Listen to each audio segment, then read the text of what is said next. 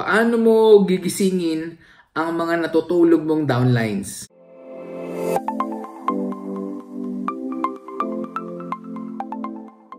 Hello guys, again, this is Coach Jobs and welcome to our YouTube channel. And kung hindi ka ba nakasubscribe, mag-subscribe ka na. And of course, i-click mo na yung bell button para ma-notify ka every time meron tayong mga bagong videos. Paano gisingin ang mga natutulog mong downlines? Ayan, I'm sure ito ay kadalasang na-experience or nararanasan ng mga leaders or ng mga uplines, ano? And particularly ang mga distributors na may mga downlines sila na hindi natin naiwasan na bigla nilang nawawala, bigla na lang tumitigil, bigla na lang natutulog, okay? So kung natutulog, okay lang yan, pwede pang gisingin. So tanong, paano ba natin gigisingin yung mga natutulog na downlines? Okay? So alam niyo po, maraming factor kasi kung bakit sila natutulog. Maraming factor kung bakit sila nagpapahinga or naglalaylo, yung iba naman tumitigil na. So bottom line, bakit ba sila nagpapahinga? Most of the time, kaya naman sila nagpapahinga or natutulog or minsan nag-quit, tumitigil, it's because hindi nangyari yung expectation nila sa business. Alam niyo po, ang excitement level ng mga bagong members sa isang MLM company, okay? Sobrang taas na excitement level to the point na ang akala nila all the expectations that they have, lahat ng kanilang expectation ay mangyayari. Kaso nga lang, yung taas na excitement level, kung sobrang taas yan, at yung expectation nila sobrang taas din, at hindi nangyari kung gaano kataas ang kanilang expectation o yung kanilang excitement level, ganoon naman kalalim yung kanilang tinatawag na frustration kapag hindi nangyari yung kanilang expectation. Kaya, kapag hindi sila naging equip sa training, kapag hindi sila naging handa sa mga ganitong uri ng, experiences sa network, nare-reject, nagkakameron short-term failures, hindi nagmamaterialize yung pay-in, may magjo-join na, nawala pa, di ba? Pera na, naging bato pa.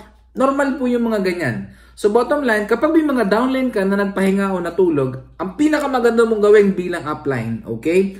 Lagi mo lang silang i-follow up. Pero sa pag-follow up, bibigyan mo sila ng percentage o yung tinatawag na weight o bigat ng pag-follow up. Kapag yung downline mo, okay, at tingin mo quality siya or potential siya, tapos natutulog, okay, bigyan mo siya ng portion or percentage ng pag-follow up. Huwag naman yung to the point na pinipilit mo na, nagmamakaawa ka na, di mo naman downline, parang awa mo na, bumalik ka na, ikaw lang yung pambangga ko, nawala ka pa.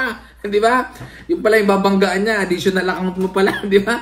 So, guys, wag ganon. Kailangan somehow, 20% ng follow-up lang ibibigay mo sa kanya. Yung kasama siya sa mass text, okay? Kasama siya sa tinatag mo, kasama siya sa group chat mo, sinesendan mo, di ba? So ganun lang yung pag-follow up kapag yung downline mo, tingin mo ay hindi naman sila ganun ka-quality. Pero pag sila quality, pwede mo silang dagdagan ng percentage, okay? Pwede mong pasyalan sa bahay, okay? Bigyan mo siya ng time for coffee, di ba? Quality time, okay? So guys, the moment na yun ay nakakausap mo pa, ibig sabihin nakipag-communicate pa sa'yo, mataas pa yung chance na bumalik yan sa network. Mataas pa yung chance niya na gumising uli sa katotohanan. Mataas pa yung chance na bumalik uli yung kanya excitement level kapag siya nakipag-communicate pa. Lalo tigit kapag nakakasama mo pa siya.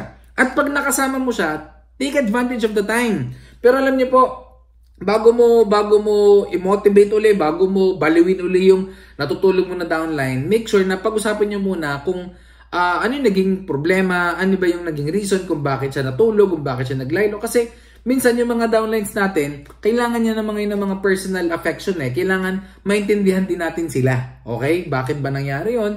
Para ma-resolve muna natin yung unang problema. Bago tayo mag-come up to a solution, bago sila tayo mag-come up to a motivation na bibigay po natin sa kanila. Okay? So again, once na nag-commit uli sila sa business, babaan ninyo, isama nyo sa meeting, isama nyo sa events. Guys, events are very, very important.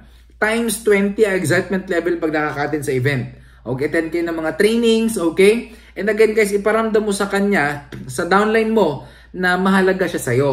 Okay, actually minsan may mga downline na, medyo na-intimidate na sa upline. Sabi nga guys, your downlines or people, okay? People don't care how much you know until they know how much you care. Okay? Ano ibig sabihin nun?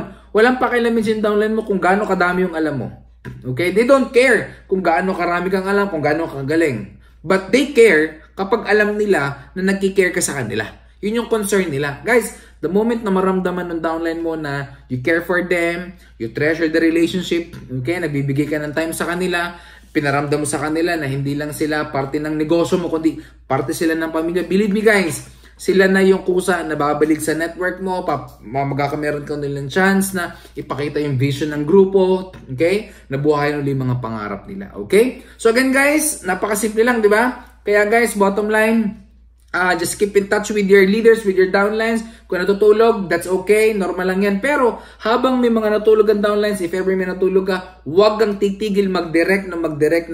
Magbukas ka lagi ng maraming linya. Okay? Again guys, I hope and I pray na marami kayo natutunan sa ating videos ngayon. Okay? For more videos, don't forget to subscribe to our YouTube channel. Okay? And click the bell button para ma-notify ka. And para kung gusto nyo mapanood yung mga personal videos namin, mag-subscribe ka na din sa ating personal YouTube channel, which is Shara Job Stories, okay? Para mapanood mo yung mga personal videos natin. Again guys, this is Coach Jobs and God bless and more power.